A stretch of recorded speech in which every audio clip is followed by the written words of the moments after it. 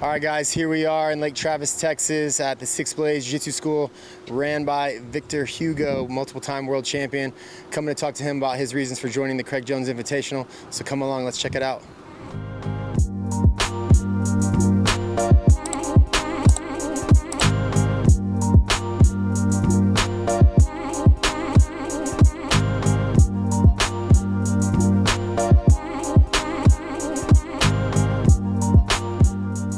So here we are at the Blvd Jiu-Jitsu Academy in Lake Travis, Texas, here with the great Victor Hugo. He's a 4-time world champion, 2-time no-gi champion, and an absolute champion. He's decided to drop out of ADCC and join the Craig Jones Invitational. So let's hear about it. All right, guys, officially moving to the CGI. Super happy with my, with my decision. And I don't think there's one reason, there's many reasons. And we're ready to go after, ready to let it out. Yeah, man. So talk about like what you first thought when the CGI was originally announced. Well, to be honest, when it was first announced, I wasn't really thinking about joining it, because first it's hard to believe whatever Craig says.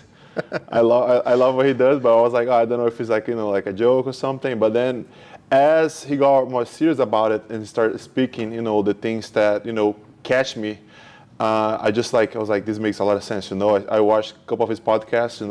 I like what he was mentioning. Aside from the $1 million, the grand prize is amazing. But the whole reason, I like the fact that he's watching out for the athletes in a way where he's paying a lot of people that never really got paid show money, 60-man bracket for you to receive show money. And if you look back, I think it's just like the least that it could do for an athlete, right? Like, it doesn't really matter who is fighting if he's like a high-level athlete. I mean, they have to be high level to be fighting such a big competition like ADCC or CGI. So for them to be all the way there and all receive nothing to be competing is kind of crazy. So I think that's like the one of the main reasons. The other reason that I also like is the transparency. I think as the industry grows, I think I like how Craig has been saying that the industry hasn't been transparent to the athletes when it comes to viewership. And I think that leads to just like everything, the narrative that says that Jiu-Jitsu is small. Jiu-Jitsu is small, Jiu-Jitsu needs to grow so you guys can get paid. Jiu-Jitsu is going to grow after this one, and for how long are you going to push the narrative, So for me, what was interesting is this transparency that he's trying to find through the viewership. I know the tournament's going to be open on YouTube, and I really like that because we're going to see how many eyes you can actually have on Jiu-Jitsu being for free. Because, I own a school, we run out of school. The amount of people that walk in day by day here, even though they didn't join Jiu-Jitsu, they know about Jiu-Jitsu. And why do they know about Jiu-Jitsu? Because somebody on their family trains Jiu-Jitsu. So right. The growth of this sport is there, but I don't think we have, us athletes, I think, which is really important, don't have the metrics. We don't know how many people are watching tournaments. We don't know how many people are joining to watch, the big tournaments, the big super fights. So the fact that it's going to be open for public is something that I thought was really interesting too. And honestly, man, just the fact that I think it's a chance for us as athletes, as grapplers, to kind of coming together and fight for a better treatment. When it comes to a better treatment, I think I myself and other few names are in a position where actually you can survive from fighting, you can have a good life. But if you go back like 2 years ago or so, it wasn't the same thing. I was a world champion, and it was hard for me to make an income like monthly. Like you grew up in Jiu-Jitsu with this idea that if you win a world championship, if you win a big tournament, you made it, which is not very true. I know of many world champions nowadays that they still can have a monthly income, and something that they don't have to stress out about it. I myself, I've never talked about that publicly, but even as a world champion, back in a few years ago, I still was, driving around doing delivery and trying to rush for, at the end of the month, have the full money for pay for things, And when it comes to, the prestige, I think a lot of people think of seminars, DVDs, but I think there's a lot involved into it, like what's your game? Does people know about you? Does people know that you can actually speak English? So it's so much involved for you to actually succeed at that. When I think that if you're the best in the world, you should actually be recognized by it. And financially, it would be the least, right? Yeah. like if you're the best salesman in the world, you're gonna get a good, a good pay. If you're the best basketball player in the world, you're gonna be paid. So when it comes to jiu-jitsu, like if you're the best in the world in your division, there a lot of times doesn't assure you anything but just like that recognition. So what's you gonna do about it? And I think it's common for people to say, oh, but the rest you just gotta go work for it. You have to go teach seminars and do stuff like that. But what if the guy doesn't like to travel? No, it's an interesting point because it's like you talk about being a world champion, but you're not just a world champion. You're a 4-time world champion in the gi, 2-time in the no gi, an absolute world champion, and you were still driving and doing deliveries. Yeah. So it's like the accolades enough don't translate to money. Like you said, people think they've made it, but you have to make it. There's not too many jiu-jitsu athletes that have made it without owning and running a school. And so when people say, hey, I want to be a professional athlete, they're not running to jiu-jitsu because the pinnacle of the sport doesn't pay just for being an athlete, right? You have to do other businesses. And so I think that part of our design of doing the Craig Jones Invitational and raising the pay was, talent follows money at times. And so it's if you can see there's a way to make big money in a sport that you've dedicated your life to, then there'll be more kids and more people saying, hey, I want to do jiu-jitsu to be a pro athlete to get paid like a pro. That, and I think also the way CGI is handling things is kind of going to raise the bar when it comes to jiu-jitsu events. When I say that is, for you to have certain name at your event, you kind of have an idea of the care that you have to put behind it.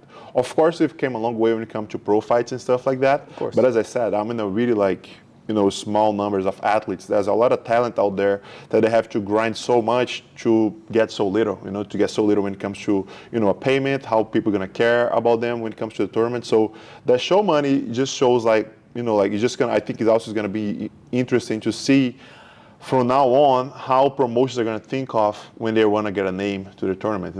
I know a lot of guys that are like top 10, they're even getting like $2,000 for showing for a tournament or for a super fight. So which is kind of sad. Like if you get one of those tournaments every 3 months, how is this guy actually surviving? So Right. I think it's raising the bar on how you should treat athletes, what you should expect of an athlete when you're reaching out to him to have him at your tournament. And as I said, even though there's this thing if it's a tournament you don't have to pay the athlete to show up, I think that's kind of wrong. Even more whenever there's a grand prize, we're gonna put so much money for the grand prize and you guys have to find your way here. I like the idea, but I think that for you, the guy to be prepared for the tournament, that is some costs, he's paying for his food, he's paying for his preparation, stuff like that.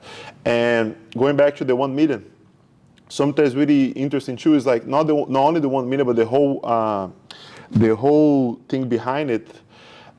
It wasn't only me, but I have a lot of mentors. As you said, we're here at my school today.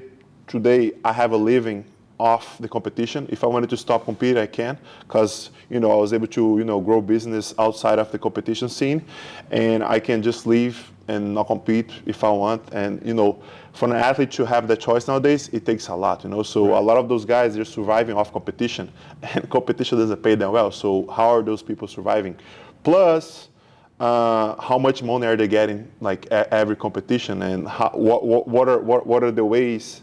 The other ways that I can find to have actual income and stuff like that. So the grand prize plus all the things combined, I think are the main things that got me interested on the tournament, and also to stand for what's right. I think I'm in a position where if I stayed at ADCC, I wouldn't be missing much either, because I'm a top seed there. I'll probably be one of the favorites in the plus 99. I know Taniki Rod went to the CGI. He was probably one of the top seeds too. So with his move to the CGI, if you think correctly, the division just got easier because one of the big Right. names dropped out. But the way I think of it is us uniting, I think is going to bring something even better than myself winning ADC this year. So bigger than the money prize, I think is what, we're trying to accomplish with the tournament, which was probably the first thing that I asked Craig about. I think a lot of people would ask about the money and stuff like that, but whenever I first reached out to Craig and my first, question was about the mission. What's the mission behind the tournament? And that's what got me here. Yeah, that's awesome. Because you bring up it was important to you that it be streamed live and free on the B Team YouTube channel. So it's for first time ever as a high level competitor, it's going to be out there not behind a paywall. So you actually get to see not just the views, but what the athlete's worth is. Because I think what I hear from a lot of the athletes are when they compete for other organizations, it's like, oh, you did well. But you don't know. You don't know what you bring to the table. And so having that transparency to say like, hey, this is what we bring, these are the impressions we make, it's not only going to help us level the sport up of jiu-jitsu, but it's also going to help us give that to the athlete to be like, look what I can do and look what I'm a part of, to go get sponsors on their own, because it's not enough just to compete. Sometimes you need sponsors to help you make it through.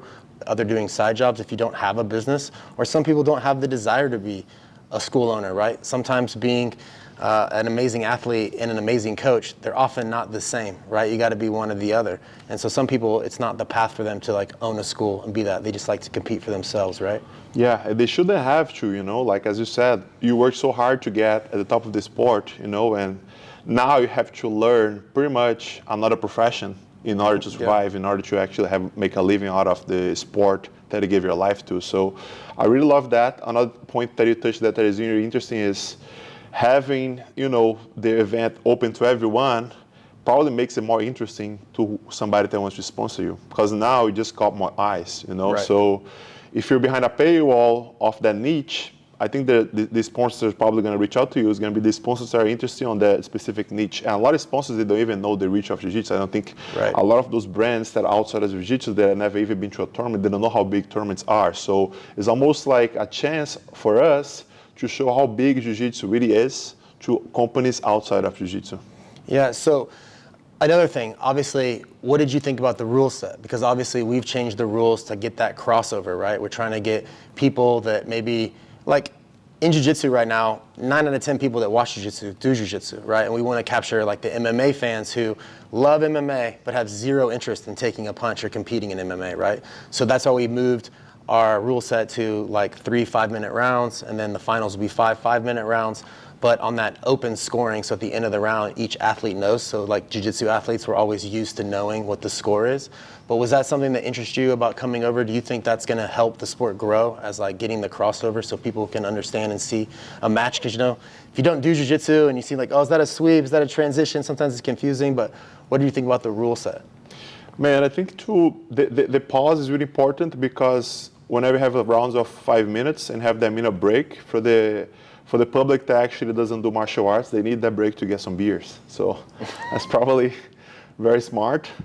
But other than that, I think keeping on that pace, keeping it similar to MMA already gives the person who is watching something they could expect and have seen before.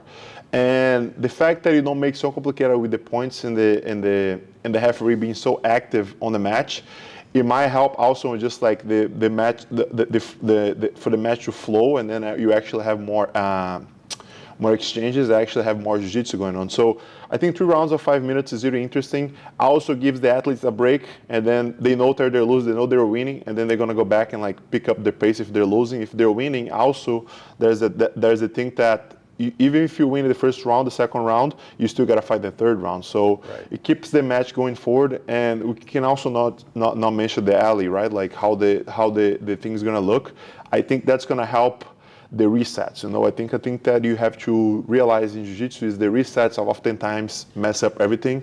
Something good happened, you know, scramble happened, we end up going out of bounds. Now we have to reset that. And oftentimes, a lot of athletes, they build this strategy around the reset. So to not have the reset being so important on the match, because, you know, with the angled walls, you can only like roll out so much. I think it's just going to be more helpful for the people to understand if there's a good position happening, there's no reset. It's just like continuation, you know, it just makes more sense. Yeah, you got to force the action because you can't go out of bounds on the wall. The one thing I see in some of the other promotions is either a constant trading collar ties and pushing out of bounds, and then it goes to reset, or sometimes it's on an elevated platform, and then it's really scary because they have to hold people in, and you see people, they can't turn in the escape. There's been some recent, competitions where someone, couldn't even turn to get out, and they end up getting submitted because it's on an elevated platform. So the angled walls, I think, will enforce action and make it more engaging. It will solve a big problem, because I've been competing on the major events for, like quite a while now, and it doesn't really matter how big the mat is. There's always going to be a weight that you're going to end up outside of the mat. So putting like an end to the mat, it makes it in a way where the match is not going to end just because of like a scramble. We're just going to keep going. So for sure, it solves that problem. And I think when it comes to big fights like finals, a million, like you can't leave that million up to a reset. Right. Someone got to someone's back, and now the ref has to kind of like, you pretty much depending on the ref to understand what happened to have a good reset in the middle. So I think it kind of takes away those crucial moments that oftentimes will be decided by a referee or by a weird reset in the center, and just like lets things go and just like let the guys have fun and like flow around and like fight, you know.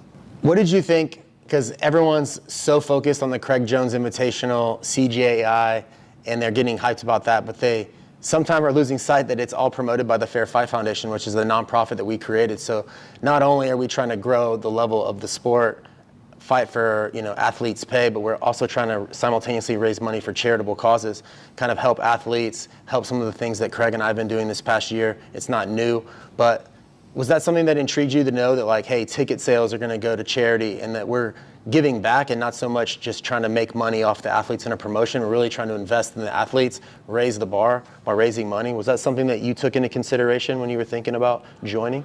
That's definitely one of the main reasons too, because I think you guys are not only helping us athletes inside the community of Jiu-Jitsu, but also people outside of Jiu-Jitsu, you know, which is a great cause.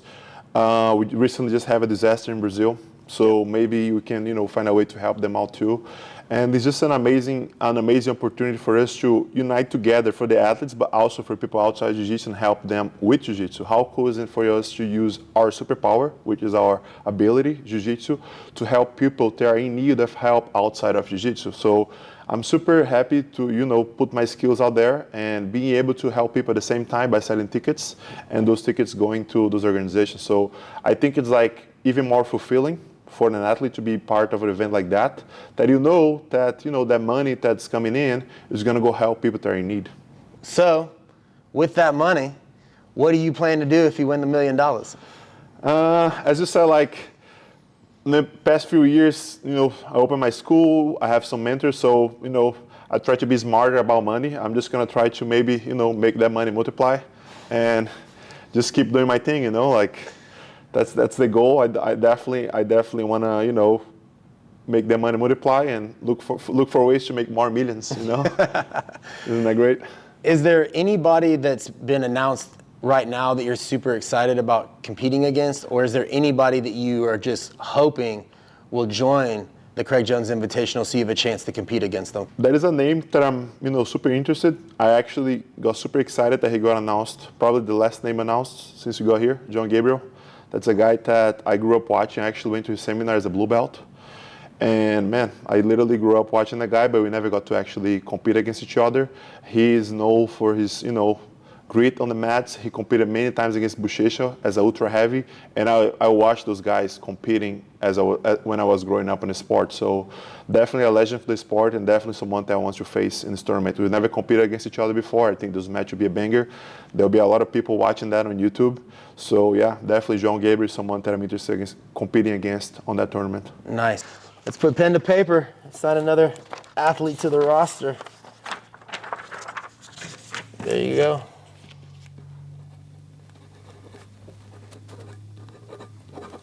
We'll close it out. Welcome, brother. Can't wait. Let's do it. Let's do it. All right, guys, you heard it here first on the B Team YouTube channel. Another athlete has joined the Craig Jones Invitational. Make sure to check us out. Subscribe to the B Team YouTube channel so we can continue to put on these live and free Jiu-Jitsu mega events. And then, Victor, tell them how they can follow you and how they can support you. All right, Big Man Flow here. You can follow me on Instagram, Victor Hugo JJ. Over there, I have on the link on my bio. You can, you know, buy my DVDs, buy my merch. And yeah, guys, I see you there, Vegas. Let's go. Watch me compete at the CGI Craig Jones Invitational in August 16, 17 in Las Vegas. Also, you can watch it free on the YouTube B Team channel.